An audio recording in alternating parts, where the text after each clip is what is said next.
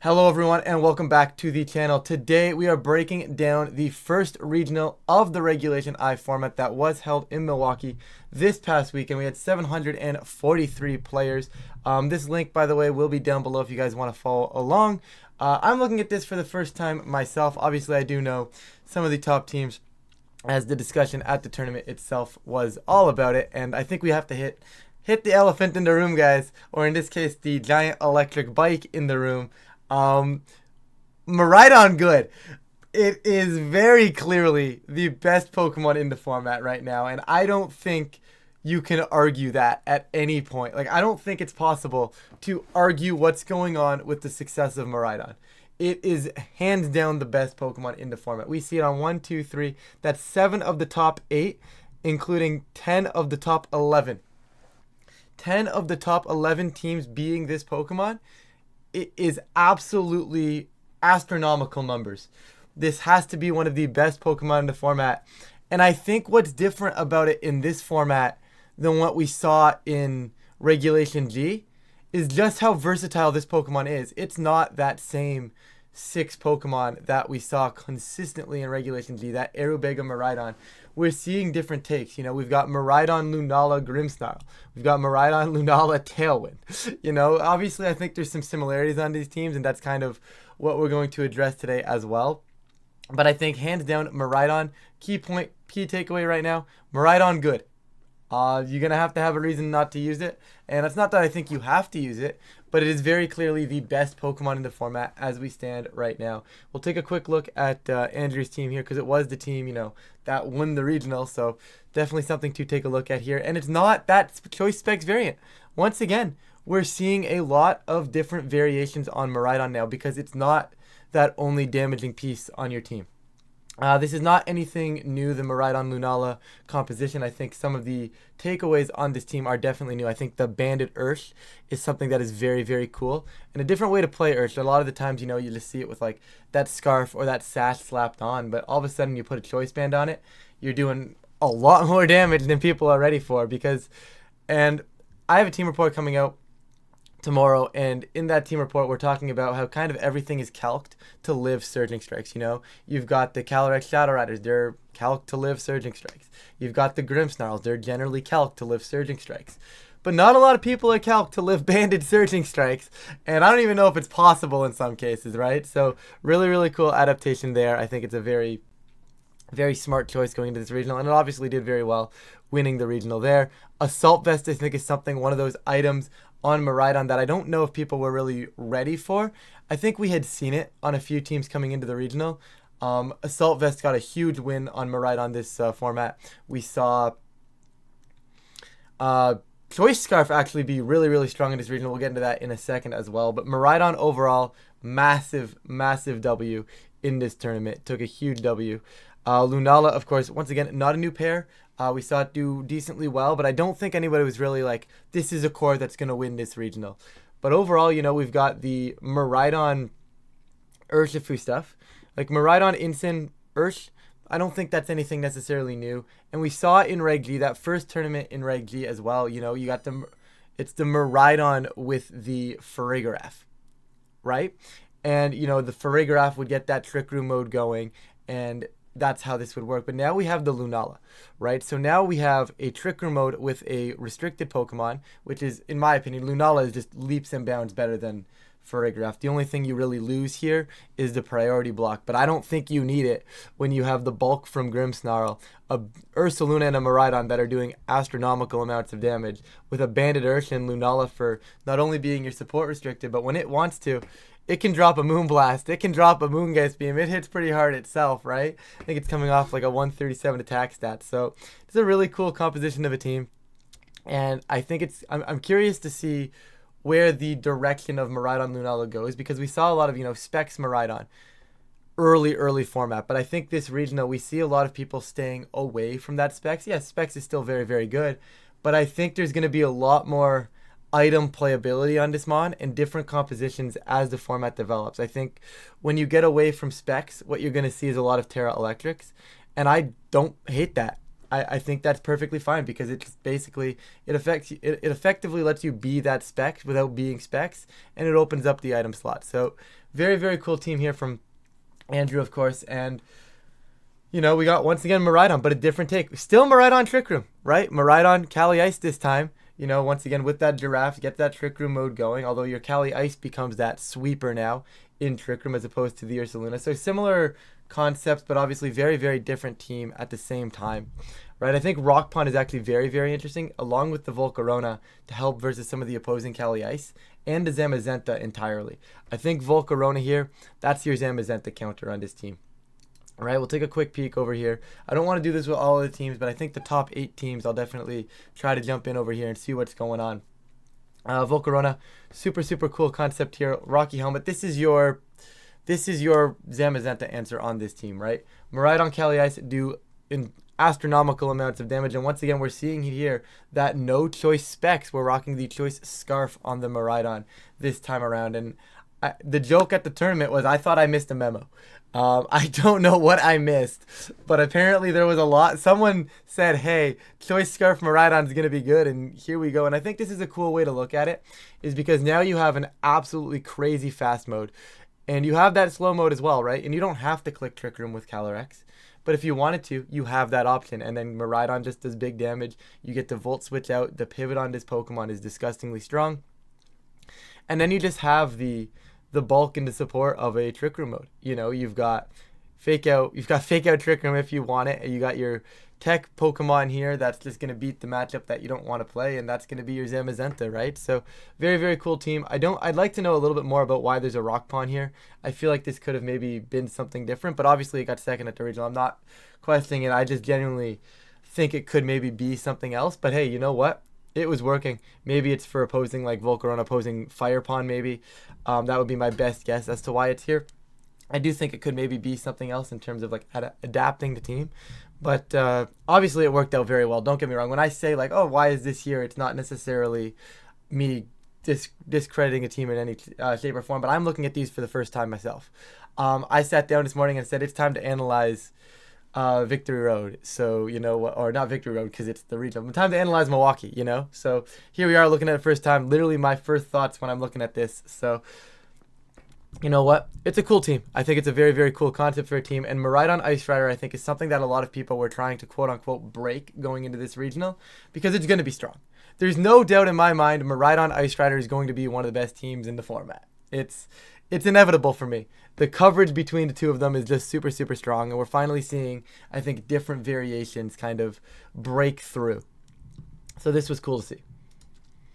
We now see, once again, back to Maridon Lunala. We saw, I think, Carson and Luca here. I'm going to just kind of stay out here. It's similar to what Wunda Regional. Not a lot to say. I don't think either of them were the Banditers, so I will just double check that. Oh, no, never mind. Luca was Banditers. Was that the same team, but with Maridon, with Caught over? And then Carson had Andrew's team, right?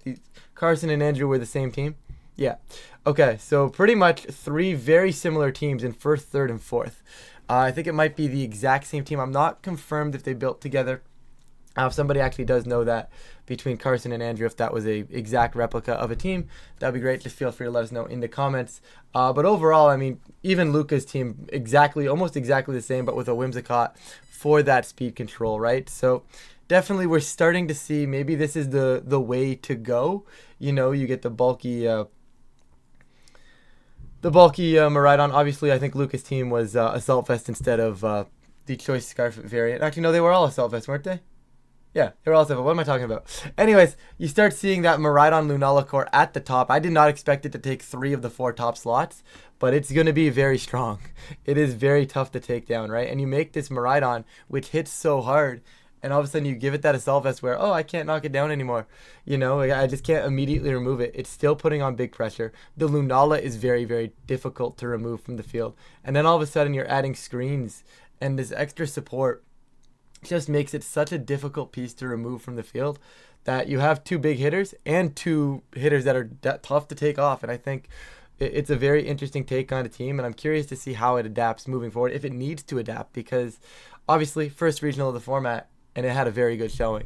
It's got a target on its back now, so I'm curious to see how that goes. Once again, we got Paul Chua here. We got similar to what got second. You've got the Maridon Ice Rider Volcarona, and if I'm correct, that is Scarf This one's the specs. Paul did go with the specs Maridon on this team, but overall, similar concepts, right? We're seeing it. You got the Farigiraf Maridon Ice Rider core, which we had on Dylan's team as well, and then you slapped the Volcarona on for that bad matchup, and the Iron Hands, right? Very similar to what got second. So we're starting to see solid stuff hit what is going. We're starting to see solid stuff do well at regionals, and we're starting to see these cores develop, and I'm starting to really, I don't know, I think this format and this tournament really showed that there's a lot still left to talk about in this format, because we don't see Koraidon in top 8, we don't see Zamazenta in top 8, I don't think we see Zamazenta in top 16, not Zamazenta CSR, that is, in top 16. We do see a Zamazenta here on Maridon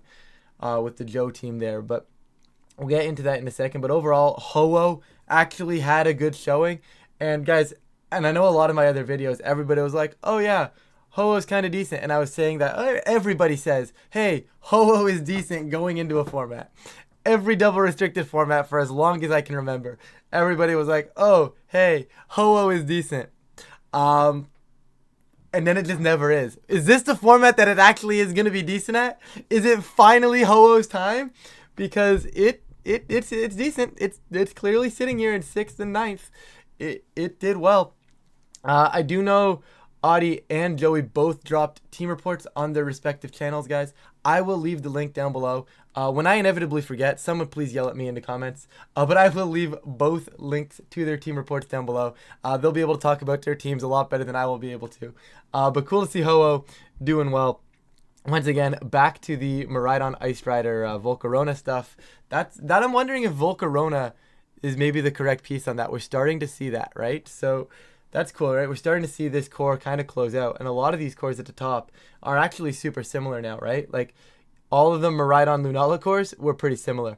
All of these Maridon Ice Rider cores right now are pretty similar. So these are kind of the teams that are kind of going to have that target on their back, moving forward. We get finally the first Calyrex Shadow Rider in 8th place here. And guys, I am a resident Terrapagos hater. I have nothing else to say. Terrapagos, can't stand the guy. But we do see it have a decent placement. And once again, and I've said it time and time again, we've got Encore Disable on this Calyrex, which is something I saw decent success with on my Kyogre team in the Victory Road tournament a couple weeks ago.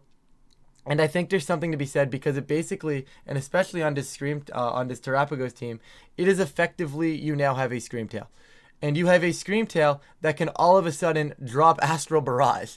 And that is terrifying, right? So you've got your support, which is just pretty much your normal Terrapagos team, your Insins, your Rillabooms, your Cycle Game, as your Terrapagos sets up.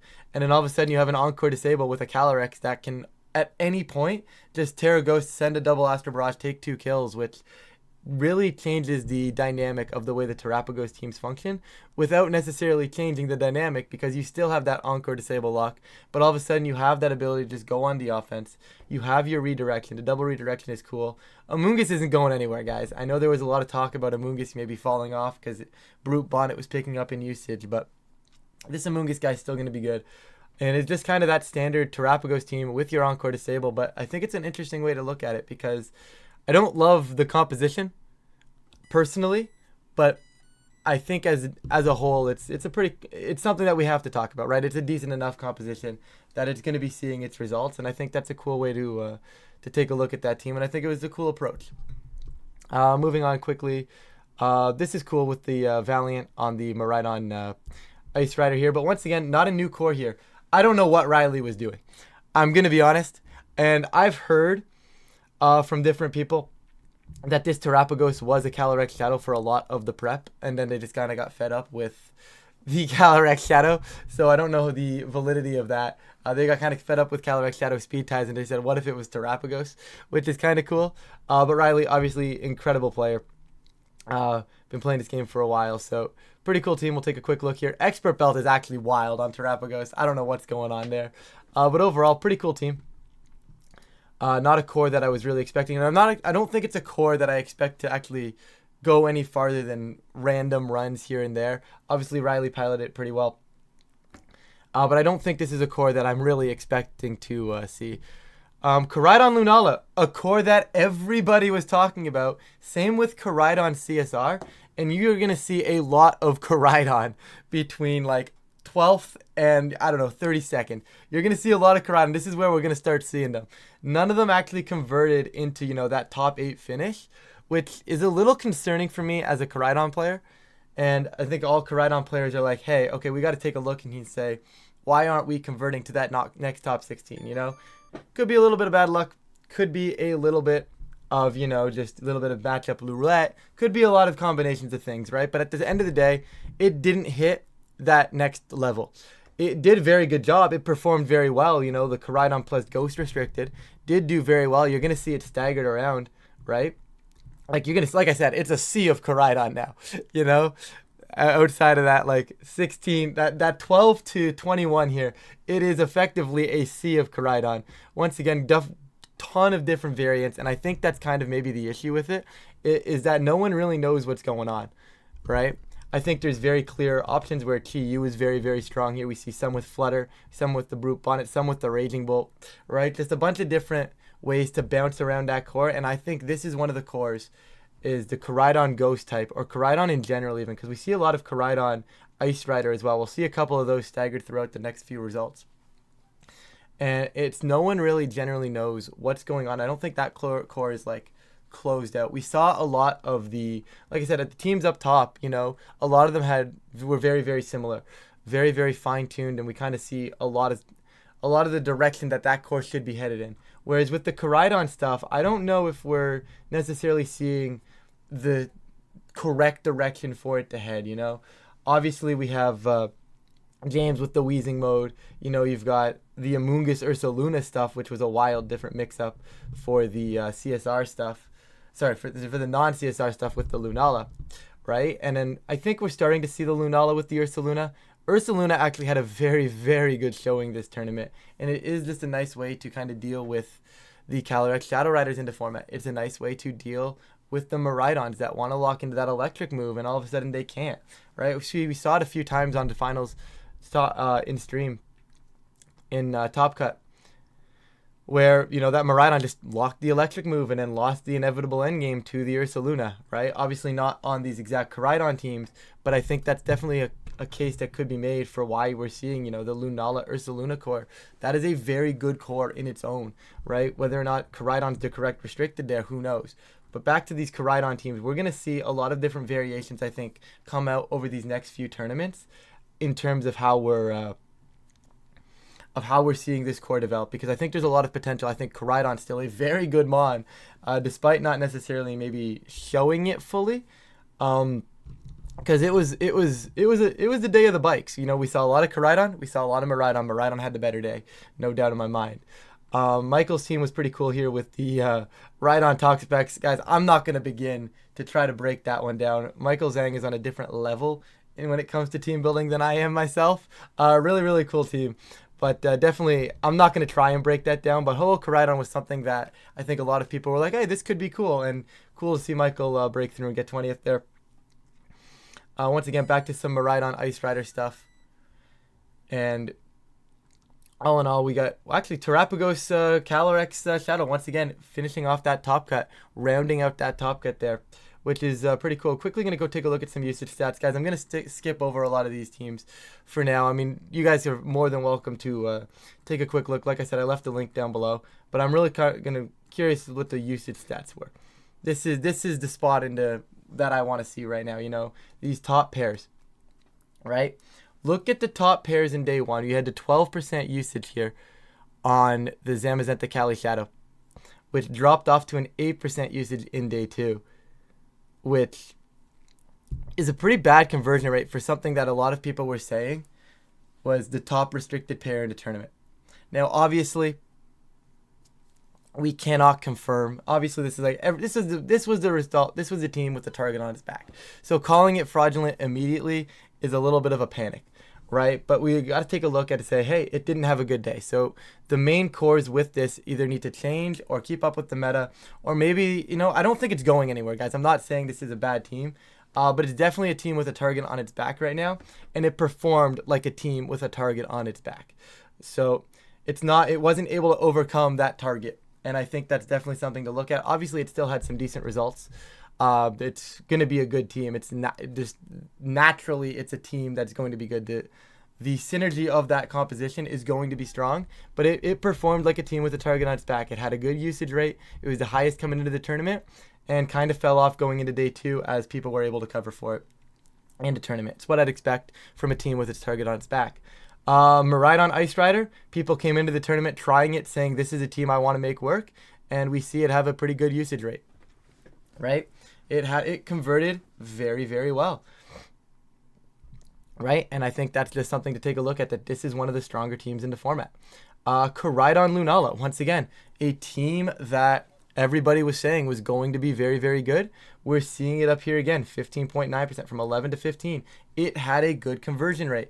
Obviously, this one itself didn't actually convert to the top cuts, but it definitely converted to day 2 and had a lot of usage in day 2 as well. So not quite that top team yet, but definitely had a good, strong result, and it's going to be one of the stronger pairs in the format. We see Koraidon CSR actually fell right off. It was on the top 4, and then it fell off to actually Koraidon and the other horse, which is actually kind of surprising here. I wasn't ready for Koraidon Cali Ice to have the tournament that Koraidon Cali Ice had. It had a pretty good run. I know we didn't kind of brushed over them a little bit up top. But it's an interesting composition, and I think this just kind of goes back to no one really know. We know Koraidon's good. We know Koraidon plus Ghost type is good. And even in this case, we're going to apparently know that Koraidon plus Psychic type is good. I'm curious to see how this breaks down.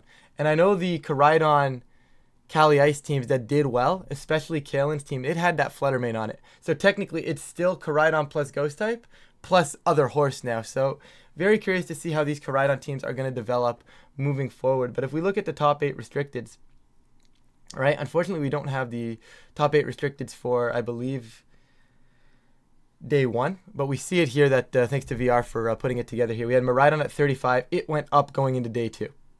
We had Koraidon 27. It went up going into day 2. It was converting very well. Calyrex Shadow Rider went from 28 to 23. Once again, Pokemon with the target on its back, it went down. I believe Zamazenta also going to be going down in that case as well. Yep, 20% down to 16. Once again, the Pokemon with the targets on their back actually went down. And I think this just is a sign of a pretty healthy format right now.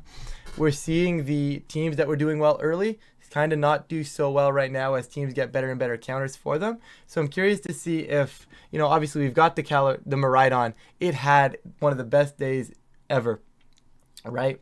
It was doing very, very well. We're going to be curious. This is what we need to watch now, right? This is now, it's cycled from, a team that everybody was trying to make work to a team that everybody did make work, right? So now that becomes the team to beat. So now are we going to see, these Cali Shadow Zamazenta teams, try to directly counter some of those teams? And this is the point in the metagame where you're going to get those team builders and going, hey, it's time to look at this. I think, this composition is very, very good. Let's just say, for an example, now this team has the target on its back. We got to make sure my composition of this team is able to beat, that new team that's kind of reigned supreme sort of thing, right? So that's kind of how these double restricteds work right now. We're seeing a lot of cool things, a lot of cool development as well. I'm very excited for the rest of this format. Really quickly here, you guys can see the top 12 Pokemon usage day 1.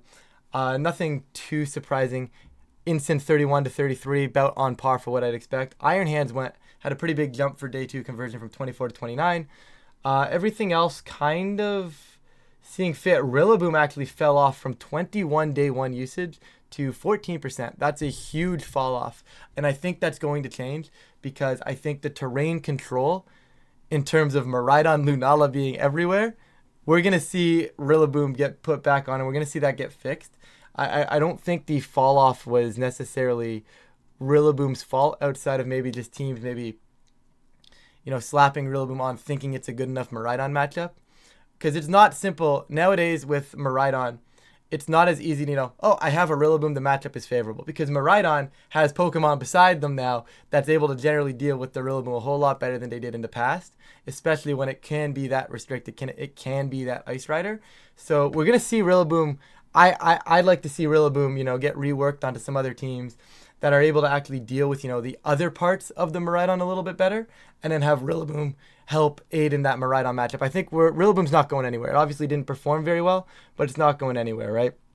Everything else looks kind of on par. Obviously, Whimsicott falling off the usage stats in general for the much more favorable bulky pieces in like Grimmsnarl and Amoonguss. That's something I expect to see. I think it's very easy to bring the hyper offense pieces, and then they tend to fall off, and the bulkier pieces tend to be a little bit more consistent on day 2 conversion. Not that the HO pieces are necessarily bad, but that's kind of what we see overall. Overall, though, guys, like I said, we got a lot of Koraidon in that lower tier. It did convert well into day 2. It just didn't really break through. You know, Koraidon Ice Rider again. Koraidon Ice Rider again.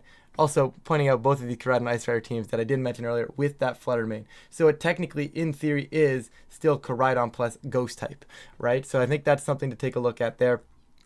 But overall, guys, I could analyze this and I could sit down and keep talking. But this was kind of the way I looked at this. And it was literally my first time looking at these results. So hopefully this stuff, something like this and these kind of breakdowns are helpful for you guys, because I do enjoy kind of doing this kind of stuff and just letting you know what's going on in the metagame. Quick breakdown, because my first thoughts, you know, we can analyze it together as we go. So hopefully, let me know what you guys think of this type of video. Hopefully it's been good. Hopefully it gets maybe ideas sparked. I don't know. But if you guys do like this content and do enjoy the content, please feel free to leave a like and subscribe. It really does help with the channel, of course. I really do appreciate it. But with that, I'm going to get out of here, and I will catch you all in a future video.